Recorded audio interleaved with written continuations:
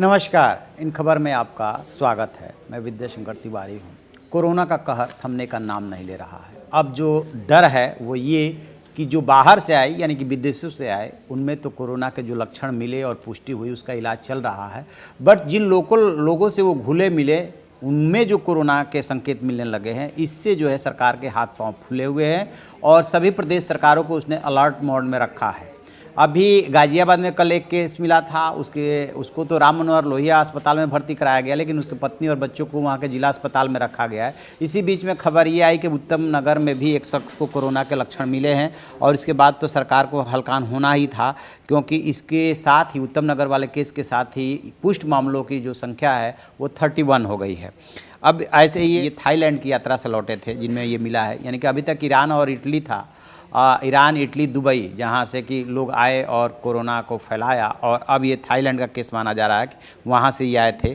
तो इस तरीके से जो है संख्या 31 हो गई है। एक और बात, 23 और लोगों में लक्षण मिले हैं जिनकी जांच के लिए पुणे भेजा गया है और इसी से सरकार हलकान है, क्योंकि जो जयपुर टीम आई थी उसने जो 200 से अधिक लोगों के संपर्क किया था या संपर्क में आए थे होटल स्टाफ समेत, वो अभी मसला अलग है। और इधर ये बात आ रही है कि ये जो केसेज मिले हैं, इन केसेज के मिलने के साथ ही इन लोगों ने ये लोग जिसके संपर्क में आए उनमें से 23 में लक्षण मिले हैं और इन 23 का जो सैंपल लेकर के पुणे भेजा गया है। तो जैसे ही पुणे से रिपोर्ट आ जाती है उसके बाद इस बात की पुष्टि हो जाएगी कि अब आगे क्या कितने लोगों को एग्जैक्टली है।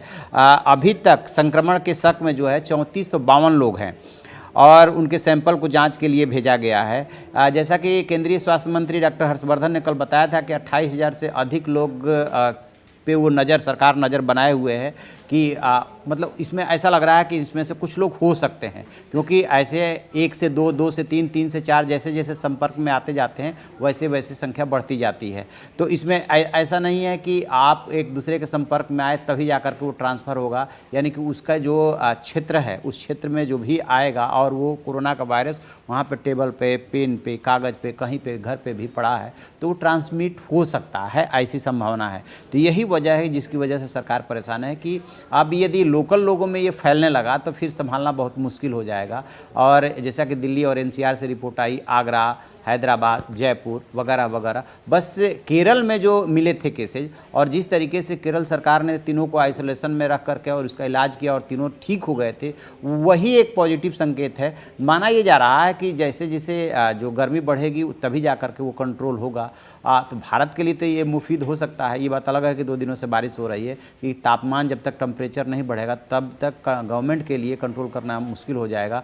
सिर्फ एक ही चुनौती नहीं है कि बंदरगाहों पे या एयरपोर्ट पे जो है थर्मल स्कैनिंग करनी है। चुनौती ये भी है कि जैसे नेपाल जैसे देशों से जिन देशों से हमारा जो है ये ज़मीन की भू सीमा मिलती है, वहाँ पे भी चौकसी बरती जा रही है कि कोई ऐसा ना हो कि जिन 12 देशों, अब पहले तो 12 देश ज़्यादा माने गए थे, लेकिन अब तो जितने भी विदेशों से लोग आ रहे हैं सबकी थर्मल स्कैनिंग की जा रही है। तो वहाँ पे भू सीमा पे भी जो है इसकी स्कैनिंग हो रही है, क्योंकि डर ये बात है कि कहीं से भी इसकी एंट्री हो सकती है। और वो जो गलती आप कह सकते हैं कि दक्षिण कोरिया, जो गलती ईरान ने, जो गलती जापान ने की थी, वही गलती भारत से भी हुई है कि शुरू में ही यदि ये कदम उठाया गया होता कि जो भी विदेश से आएगा सबकी स्कैनिंग होगी चाहे जितना टाइम लगे, तो शायद ये नौबत नहीं आती। तभी इटली का दल जब आया तो वो जो है अब माना ये गया, तब तक इटली को से आने वालों की स्कैनिंग हो नहीं रही थी कि फैलने से पहले ही वो दल आ चुका था और इसकी स्कैनिंग हुई नहीं। बाद में पता चला कि वो लोग संक्रमित है। हालांकि अब तो चीन ये भी दावा कर रहा है